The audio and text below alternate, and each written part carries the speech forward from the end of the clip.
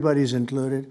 It's never happened before. Nothing like that's happened before in our final negotiations with Hamas. And it seems to be going well, so we'll let you know. If that's the case, we'll be leaving probably on Sunday, maybe Saturday, maybe a little later than that seems to be our schedule.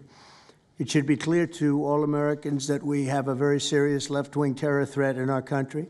Radicals associated with the domestic terror group Antifa that you've heard a lot about lately, and I've heard a lot about them for 10 years. And other far-left extremists have been carrying out a campaign of violence against ICE agents and other officials charged with enforcing federal law. In Chicago, anarchists have surveilled at least 4 local ICE facilities and posted diagrams of the buildings online, meaning nothing but bad, accompanied by photos of specific ICE agents that they're targeting, one in particular who's a top person and a great patriot.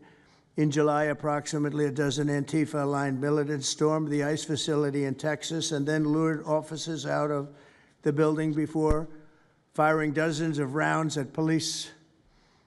They were crazy, frankly, shooting one Texas officer in the neck. And in Portland, Oregon, Antifa thugs have repeatedly attacked our officers and laid siege to federal property in an attempt to violently stop the execution of federal law.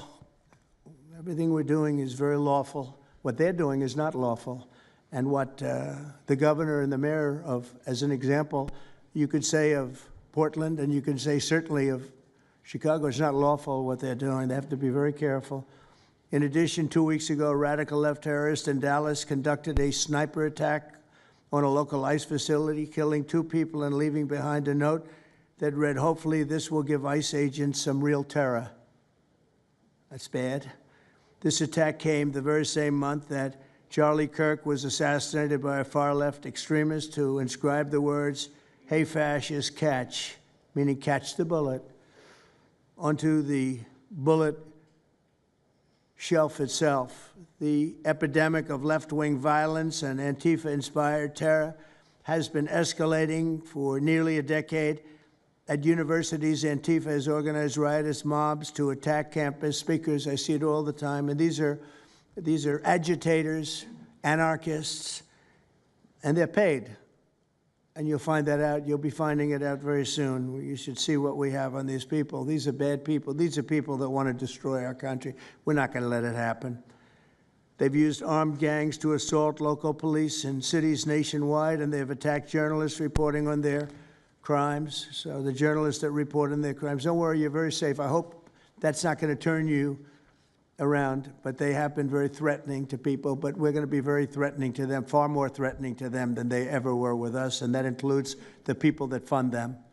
Probably some of the people I know, some of the people I dine with, but if they do, they're in deep trouble. So we're going to be looking very strongly at the people that are funding these operations. When you see the signs, and they're all made out of a beautiful, beautiful paper, beautiful, nice, stiff, very expensive paper, with beautiful wood handles, all the same color. They come from very expensive printing machines. These are not people that write out their signs in a basement that believe in something. These are paid anarchists.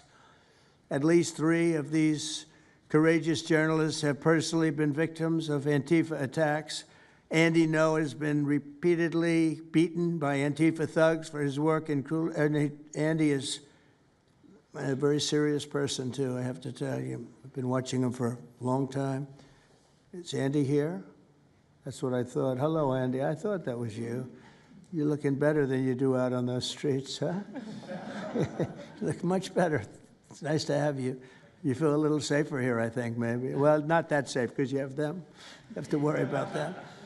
But thank you very much. Andy Ngo has been repeatedly beaten by Antifa, and including one assault that left him with a brain hemorrhage.